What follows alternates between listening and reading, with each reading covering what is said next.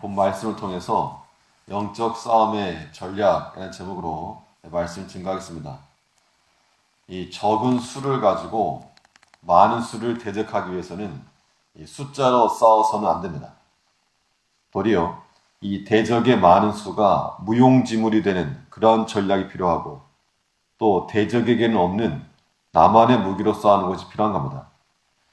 지금 시편 55편부터 계속해서 어떻게 해서 싸울 것인가, 이 영적인 싸움을 어떻게 지낼 것인가, 다윗이 처했던 그 상황 가운데서 사람들, 사울, 블레셋 왕, 그의 신하들, 이 모든 사람들과의 관계 속에서 어떻게 영적 싸움을 싸우는가, 이 모습이 보이고 있는데, 이 영적 싸움에도 이 전략이 필요하다는 겁니다. 나보다 강한 자를 대해서 어떻게 싸울 것인가, 나보다 더 힘이 있는 자를 대해서 어떤 전략으로 맞서 싸워야 될 것인가, 본 말씀을 통해서 살펴보겠습니다.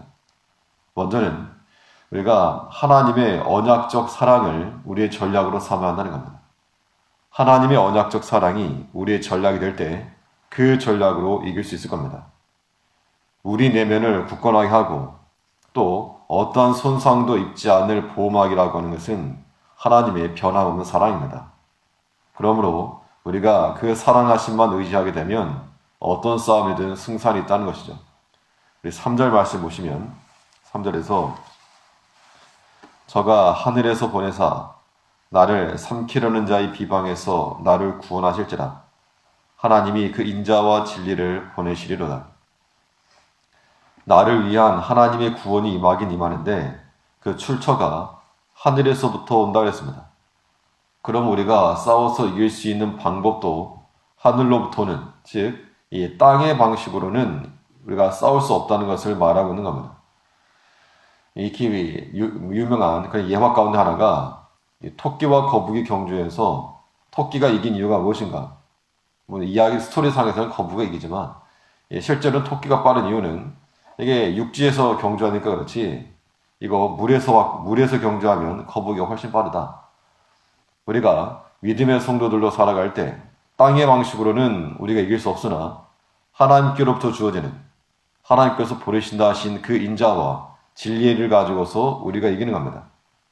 결국에는 하나님이 나를 구원하실 거, 하나님께서 이기게 하실 거, 나를 버리지 않으실 거, 이러한 믿음의 확신이 우리로 하여금 이기게 만드는 겁니다. 하나님께서 나를 구원하실 거라고 하는 그 하나님의 인자, 헤세드라고 하는 것은 하나님을 기다리고 또 바라는 자들에게 주어지는 겁니다. 그러니까 룻기 2장을 보면 이 룻이 하나님의 날개 아래 들어왔을 때 여호와 하나님께서 그 날개 아래 보호를 받으러 내게 온전한 상 주시기를 원하노라. 주를 바라고 나오는 자들을 공수로 돌려보내지 아니하시는 것이 하나님의 공이라고 하는 겁니다. 그러므로 우리가 시험회 때 할 일이 무엇인가? 우리는 계속해서 하나님의 사랑과 우리를 향한 그 인자하심과 그 언약적 사랑을 우리가 기억해야 한다는 겁니다. 우리가 하나님의 자녀가 된 것은 우리의 원함으로 된 것이 아니오 오직 하나님의 사랑이요 또 예수 그리스도의 핏값이요 또 성령의 보증으로 확증된 바입니다. 하나님께서 포기할 수가 없다는 겁니다. 포기할 수가 없는 그런 계약이요 그런 언약이기 때문에 우리가 이 믿음에서만 바로 껴 있어도 우리가 기쁜 마음으로 또 즐거운 마음으로 모든 시험을 능히 이길 수 있다라고 하는 그 확신 가지고 살 수 있는 겁니다. 우리의 살 길이 다 막혀도 하나님께서 우리를 버리지 아니하심으로 하나님이 우리의 출구가 되고 하나님께서 우리의 길이 되시고 하나님께서 우리의 비상구가 되는 겁니다. 그러한 확신, 그런 언약적 사랑을 우리가 기반으로 까지 가지고 나아갈 때 비록 그를 대적하는 그런 대적이 많고 또 삼키려는 자도 많고 또 여러 가지 문제가 많이 있어도 거기서부터 하늘로부터 주어지는 그 하나님의 구원의 방식을 가지고 이길 수 있을 거라고 하는 겁니다. 또 이 나보다 강한 자를 대해서 어떤 전략으로 맞서 싸울 것인가? 또 생각해 볼 수 있는 것은 대적을 피하여서 이기는 것을 전략으로 삼아야 됩니다. 싸워서 이길 것이 있고 피해서 이길 것이 있는데 이 날카로운 칼과 창과 이런 것을 공격을 해도 잘만 피하면 아무런 해함도 없이 이길 수 있다는 겁니다. 본문 4절에서는 내 혼이 사자 중에 처하며 내가 불사르는 자 중에 누웠으니 곧 인생 중에라. 저희 이는 창과 살이요 저희 혀는 날카로운 칼 같도다. 자신을 해하려 하는 자들의 말이 거칠고 또 행동이 포악해서 마치 사자가 어슬렁거리는 것처럼 그곳에 누워있다는 겁니다. 실제로 이 57편이 기록되어진 그 배경은 이 다윗이 사울을 피해서 굴에 숨었을 때, 우리가 말이 좋아서 굴이지 광야이지 정말 거기 뭐가 있겠습니까? 사자가 어슬렁거리는 것이고 뭐 언제 어떤 위협이 있을지 모를 일이고 그런 것이 있는 것이 마치 위험하기 짝이 없는, 언제 어느 때라도 해함을 받을 수밖에 없는 자신의 영적 상태를 보여주고 있다는 겁니다. 그런데 그 대적의 창과 살과 날카로운 혀가 이런 것들이 자기에게 임해도 나는 하나님을 인하여서 살고 구원 얻을 것에 대한 확신을 말하고 있는 겁니다. 우리가 이 세상적인 일에 대해서도 하나님의 구원이 나를 능히 이기게 하신다, 나의 손을 들어서 강하게 하신다 라고 하는 것만 알면 이 대적의 날카로운 칼과 같은 그러한 모든 말과 행동도 우리가 어떻게 이길 것인가, 이 피해서 이기는 거야, 피해서. 그러므로 대적의 입에서 화살이 나올 때 괜히 맞서 나가서 맞을 필요가 없고 우리가 귀를 닫아야 됩니다.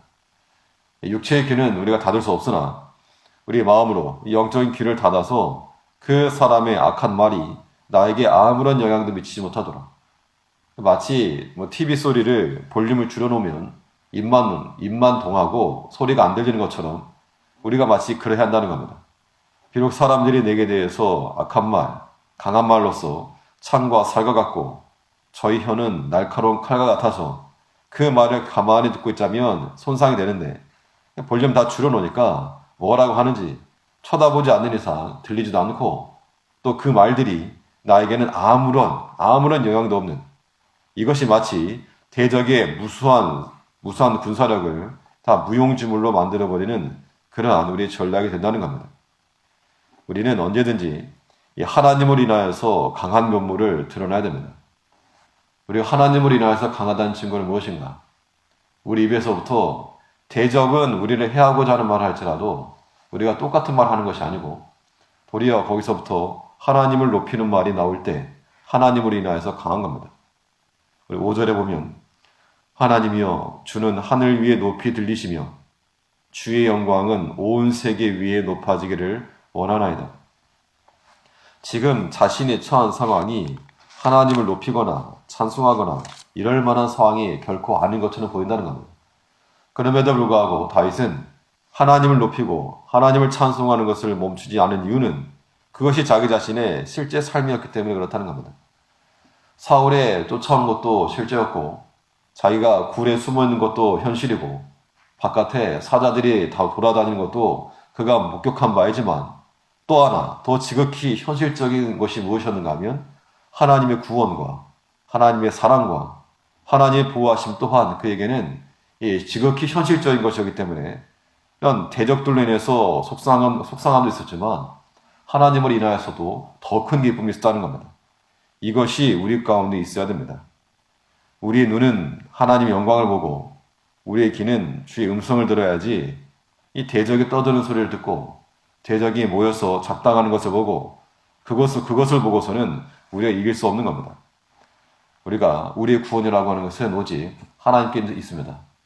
그러므로 나를 이기게 하신 이도 하나님이시기 때문에 우리 변치 않는 하나님의 그 언약적 사랑을 항상 신뢰할 것이요 또 하나님께로부터 주어지는 그 은혜를 받고 대적의 무수한 공격이 있더라도 주께 피하여 아무 손상함도 없이 아무런 해함도 없이 우리 오직 하나님만을 높이며 살아가는 이기는 법으로 알고 싸우는 우리 영적 군사들이 되어야 할 것입니다.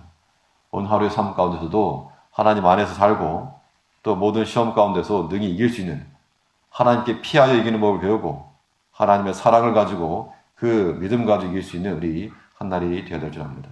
기도하겠습니다.